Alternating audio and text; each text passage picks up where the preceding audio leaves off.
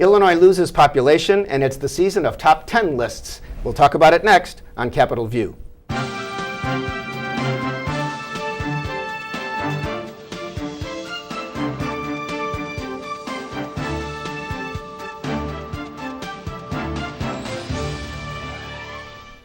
Welcome to Capitol View, the program where we talk about state issues, sometimes federal issues, and how they just might affect your life. I'm Bernie Schoenburg from the State Journal-Register.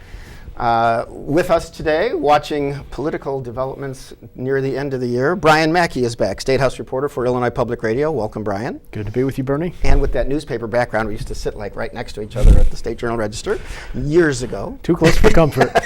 And Dave Dahl is back. He is a reporter for WTAX Radio in Springfield, working before dawn and sometimes after dusk. Dave, welcome. Ho, ho, ho. And you are dressed for a Hawaiian Christmas, I can tell. Mele-Kalikimaka, right? Yeah. Okay. The news, which can be certainly spun to people's advantage if they wish in a season which is becoming more political as it goes, given that the primary already is coming up in March. Illinois is now the 6th largest state, according to recent census data, falling behind Pennsylvania and losing, I guess, a net of more than 30,000 people.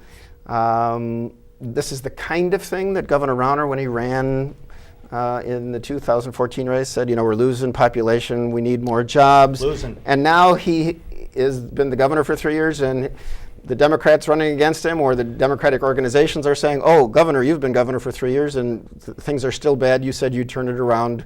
Who's going to win this battle, and what does it mean? Well, I mean, this plays into his message, which what he thinks is his message is that he hasn't been able to get his agenda through because of the big bad House Speaker, Democrat Michael Madigan, and therefore you should give him another shot, he says, because he still needs time. And if he were able to get his plan through, which involves weakening rules around labor unions and transforming state government, as he puts it, but doing things a lot of Democrats don't like the idea of, then Illinois will become this economic paradise. Businesses will want to relocate here, and people should give him a shot. That's his message anyway. Yeah, Dave, you think this will help the turnaround agenda that Governor Rauner wanted to get through, or what would Democrats say to this? When you say this, you mean exactly what? Well, I mean, I'll tell you what I think. Yeah. I've thought all along that Governor Rauner could certainly win. I still think that. But I'm beginning to wonder what the strategy is and how that is going to get him through. When he says, I'm not in charge, when he's given a chance to walk it back, he doesn't take it. It's almost like he's becoming a little bit frayed and maybe not realizing how some of his comments sound. He has been governor all this time. You don't get to be governor or be president and have this much time to blame somebody else. And blaming somebody else is what he's been doing the whole time, and he's doubling down on the blame. And we're doubling down on saying the phrase "doubling down." I mean, well, he clearly. Yeah, go ahead. I would say, if you look at the numbers of population loss, it's 33,703 people, right, according to the Census Bureau.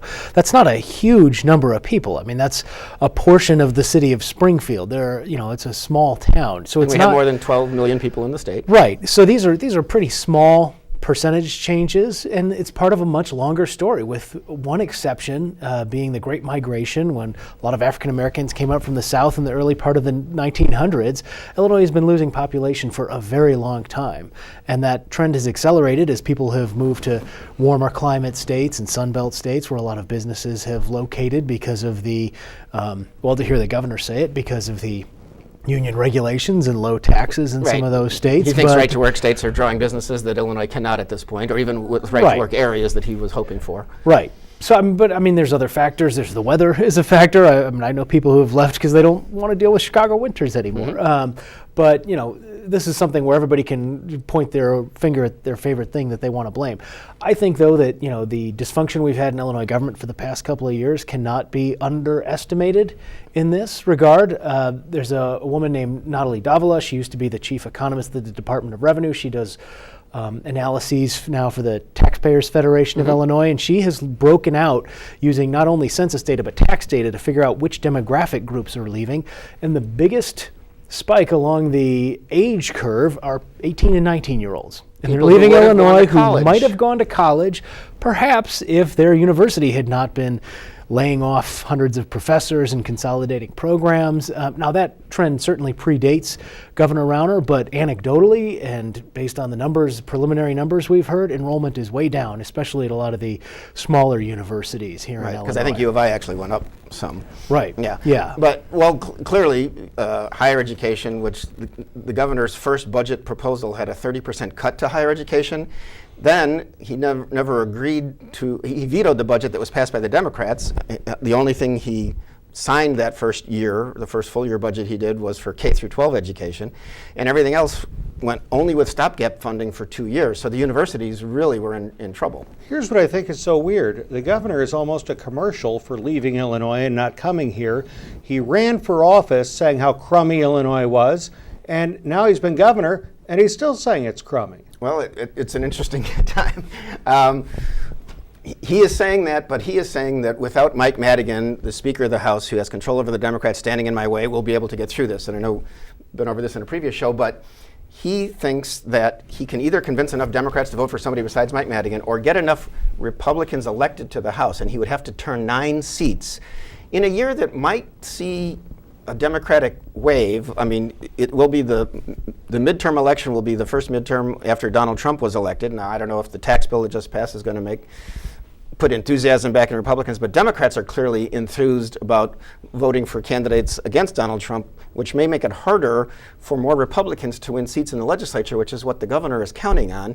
And even if Mike Madigan isn't Speaker and Democrats are still in charge, I don't think they're going to go for decimating the power of unions, particularly public sector unions, because it's kind of in the Democratic Party's DNA in this state. Well, Illinois, wasn't it 17 points? Quite I think a significant wasn't win. Close. Yeah. And Trump, I don't sense that he's all that popular.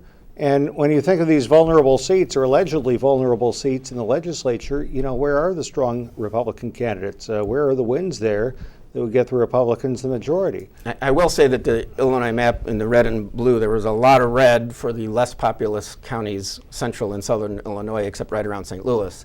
So, I mean, Trump did win a lot of central and southern Illinois, including Sangamon County. Well, geographically, right? I mean, yes, geographically, but on a map the it looks population red. is But up. if you actually look at a pie chart, I mean, it was far more blue, you know, in terms of the actual human beings who voted in the election. Because Illinois, yes, I mean, you have the Chicago area and the suburbs, which, you know, I mean, they're trending. They've been trending blue for a long time. As you have more Latino. They used to be solidly immigration, yeah. Republican. Now they're more Democratic, and a lot of people are probably middle of the road there who went for Trump for change at the national level. Yeah, and I want to come back, if we can, to this point you made about whether Democrats would be willing to go along with the governor's agenda. This is something he said a lot. I think he actually believes it. I mean, people are cynical It says about people politicians. are telling me this, but he never names the names. Right, but I mean, there is this.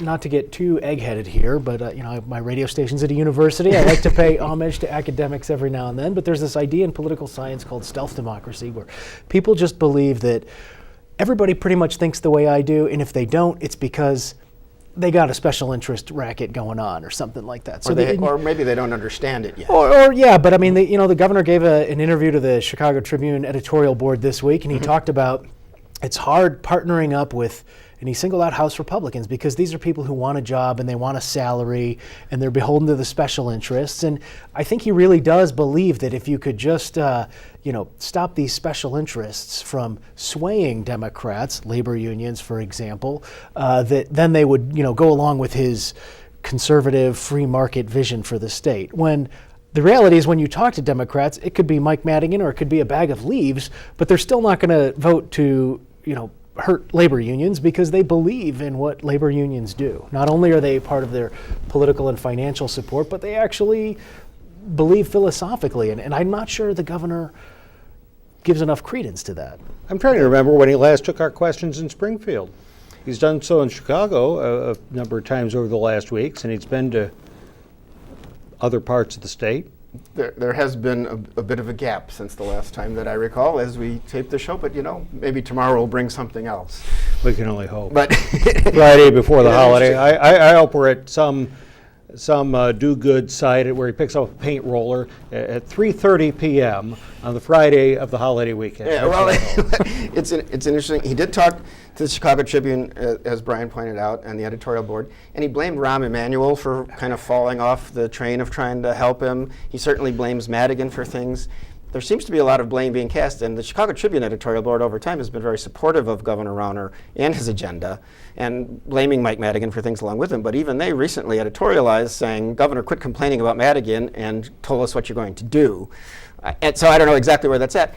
But it's interesting because the governor also gave a rather long, it was more than 15-minute interview to WJPF, a guy named Tom Miller at a station in near Heron, Illinois. Carbondale area, yeah. In Southern Illinois. They call themselves the voice of Southern Illinois, and basically said there that the media has been unfair to him, which generated the new ownership of the Chicago Sun-Times, or whoever runs their editorial page now, to say, Governor, don't talk fake news. It demeans you. But he's basically saying the press has been against me, especially in the big cities and some other places, and stuff like, is this helpful? Oh, and let's take it one step further. He also even said on that station that the WBEZ, which is a public radio station in Chicago, is going to quit soon doing Ask the Governor segments where he was on and was taking calls. And he basically said it's because he thinks they're a Democrat station. Well, okay, first on that point, I don't work for WBEZ, although they are a member of our Illinois Public Radio Network. My understanding from a year ago when they started this thing, and subsequently this is what their CEO put out in his statement, but I mean, this is my understanding a long time ago, is that this always had a finite window on it because they didn't like the idea of giving any one person who's going to be seeking the office a sort of free hour of radio time, because then what, are you going to invite all the Democratic candidates, Right. all Rauner's primary So it was opponents? going to stop. Right, the idea was at Labor Day, Mm-hmm. you know, the typical start of the political season, although it seems like we've never really ended the last political season here. We just have a constant campaigning now. But yeah, there was always a finite date on that. I think you were asking earlier, though, is this helpful for the governor to be saying how the media doesn't like him? Well, I mean, that certainly plays well with some voters, right? I mean, we've seen Fox News. We're easy to hate. Yeah, Fox News, you know, the media is always, we are ranked down there with Used car salesmen. Yeah, used car Members of salesmen. Congress. Right, exactly. Politicians, yes. In terms of the public appreciation for them. And there is something, the politics of grievance have become a big thing in this country. A lot of people like to be angry and outraged, and that's why they watch cable news. They read the websites that are going to kind of get them ginned up and get them angry about things. But one wonders if there is a fine line between that and sort of victimhood, right? If you are supposed to be a master of the universe, big private equity guy, big money man, I was a great successful titan of business. Shake up Springfield, yeah. Yeah, we're going to shake up Springfield. You know, as the Chicago Tribune editorial said, you know, take ownership of this, stop complaining, get moving. I'm curious. I'm really just fascinated about this political messaging strategy. Of course, the governor's been through a lot of different communications advisors this year. Right. So I'm not just even be sure coming this off the is top a of his head. strategy. That's Yeah, right. right. So. Yeah.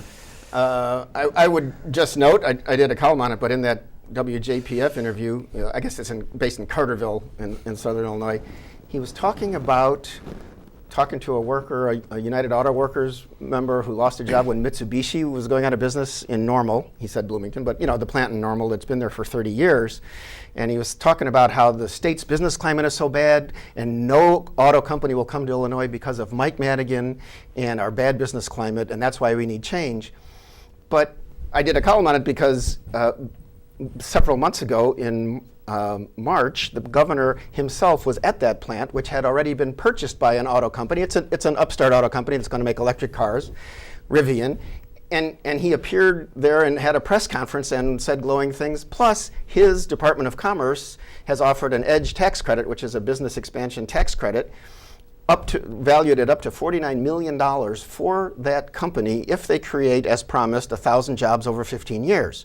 So the governor is on a Southern Illinois radio station saying, our business climate is so bad because of Mike Madigan, nobody will come to Illinois. But he was there announcing who had come to Illinois and purchased the plant.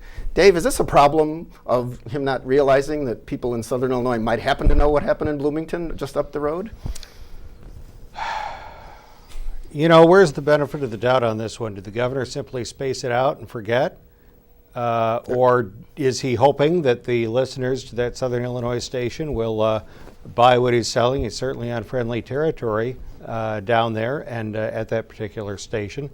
I think the governor just continues to push the boundaries of what he thinks people are going to believe. Yeah, I will say Patty Shue, his spokeswoman, said that of course he was clearly discussing a story from the time when the plant closed, and since then we've partnered with people to, bring the business back to Bloomington. But that sure isn't the way he made it sound when he was talking to the Southern Illinois station. He certainly would be okay with folks believing that the Mitsubishi plant is empty and nothing is ever going to happen to it because Illinois is just so fantastically bad a place to be. They are supposed to start production, by the way, by the end of 2019. We'll see what happens. He would not be so rude as to correct somebody, as you are, Bernie. You're just burn. It's us, People don't like the media. It's us press guys. Let's talk about something else that actually originated with a story out of WBEZ in Chicago. I don't know if that just is a coincidence, but the outbreak of Legionnaire's disease at the Quincy Veterans Home has just been a continuing story. I know Dave McKinney, formerly of the Chicago Sun-Times, is now at WBEZ. One of the governor's favorite reporters. Good hire. Was among the people who worked on that, and Tony Arnold is the other person on that station. They've combined to do the story, and the governor basically was asked about it this week when he was in Chicago.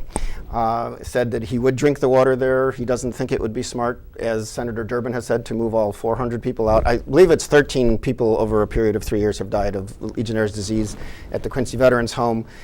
There were complaints from some families, I think several of whom have are suing the state for damages with the Court of Claims. They can only get up to $100,000 apiece, but a lot of them are saying they're making a point. We should have known what was happening, and I guess the latest story that I saw from WBEZ was that the state waited like 6 days, that they knew they were talking about it as an outbreak, but to inform families and to inform the public. Is that unreasonable, or how big an issue is this, and where do we go from here? Well, it's certainly something that the Democrats are going to try to keep as an active issue. They're going to keep talking about this. They're going to keep trying to make it look like Rauner does not have a grip on what's happening in state government. As will Representative Ives. He's getting it from both the left and the right. Jeannie Ives, who was his primary opponent. Running against him in the primary, Sure. Republican from Wheaton. Right. So, the point about will he drink the water, that was actually something, and if you listen to these heartbreaking stories of one of these stories was a guy who jumped out of a plane in World War II and started getting shot at by the Nazis and spent more than a year in a prison camp. And, as the headline suggests, he survived the war but couldn't survive the veterans home in Illinois. And so and I don't remember if it was his daughter or somebody else who had died's daughter said, I want to see the governor there. I want him to drink the water. I want him to use the shower. I want him to take these risks that our family members are taking. And it is curious. They quoted some experts about why Legionnaire's is so persistent. Often you can filter. It seems like other facilities don't have this problem year after year, but we're talking about 130-year-old facility Right. there. And the state did spend, I think it's like $6 million to replace the water plant. They've tried to fix things, but not the everything pipes. worked. And so you have these old galvanized pipes Right. where these little bacteria can hang out and cause problems and cause death for people. It's unfortunate, and obviously people go to that home when they're near the end of life, but nobody, many of these people from their family members were very vital before this illness, which is kind of like a bad pneumonia, came on. Including a spouse who was not apparently ill at all. It was just because spouses are allowed to live on site at these more independent facilities. Yeah. Well, we'll see where it goes. It's a difficult story, and everybody will. It's tough when it becomes political, but it is also a real thing. We'll see where it goes and what happens with that. Now, the governor did indicate when he was talking to reporters, a lot of other places have this bacteria, and not other places test. So we're going to see maybe there'll be other state facilities or buildings across the state to get more testing. There was a case at Stateville, the prison in Joliet, and that was just one case, though. It wasn't 3 years of recurring cases and 13 people who died. Yeah, pretty tough. I mentioned at the beginning of the show that it's the season of top 10 lists. Governor Rauner put out a top 10 list of accomplishments.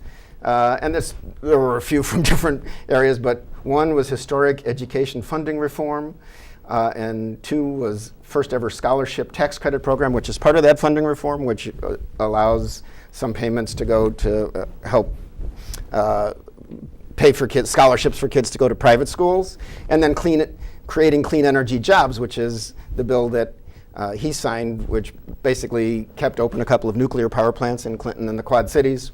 But then Jean Ives put out her Benedict Rauner's 10 Betrayals of 2017.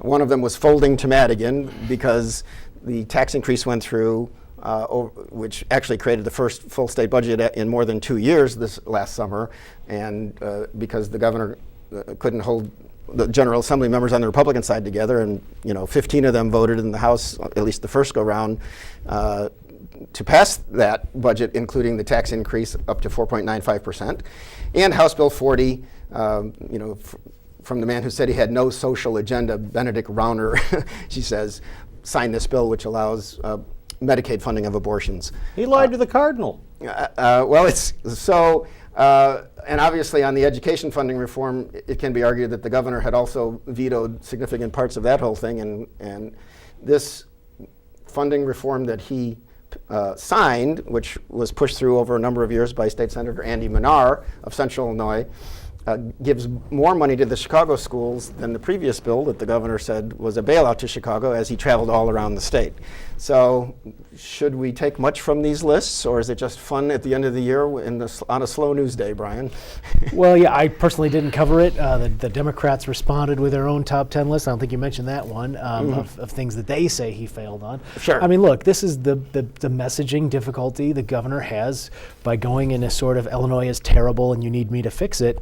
How can you claim accomplishment? If everything is so bad and you can't get anything done because of the big bad House Speaker, then where do you claim accomplishments? And so, he's trying to pick the things that he can, claim as victories. And he would point out with the education funding bill, yes, he did oppose it. He did decry it as a bailout for Chicago, but he did get a private school scholarship tax credit in there that a lot of up to $100 million to people for scholarships, and will go to private schools and not the state's general fund to possibly be used for public education. I think it's important to note that list came from the campaign, if I'm not mistaken. Yes, that is not correct. The governor's office. That is correct. That is correct. But I mean, he is trying to do what he can to both give this message of Illinois is terrible and also give this message of, well, I'm getting done some things that I can get done. Okay, we'll see. Jeannie Ives, we talked about her, who is taking on Governor Rauner. A lot of the reason she got into the race was anger over the abortion bill, and also something that deals with immigration status of people. She calls it a sanctuary bill. The governor says it's not, in law enforcement backed a bill. The Trust Act that basically says local authorities will not turn over people to federal authorities, federal immigration authorities, just based on their immigration status, and that allows them to cooperate with local police in solving crimes in the neighborhood, et cetera, et cetera. But for perhaps some state employees who have been union members or retirees, it's interesting that she talked this last week about pension changes that she would like to see. And of course, a lot of people voted for Rauner, I think, because they were mad at Pat Quinn, the Democratic governor, for trying to cut back on state pensions. Jean Ives says the pension is a big problem. All new workers should get 401ks. There should be a constitutional amendment to do away with the guarantee in the Constitution now that you can't diminish pension benefits, and she'd also like to negotiate changes in current pensions for current workers. Is that now this is she says that her main issues are fiscal. That's what got her into the legislature, despite the fact she's very conservative on social issues as well. How does this sell? I mean, I think she's probably lost the AFSCME vote, but I mean, she might not have had that. To start exactly. with. That's my point. So I mean, she is.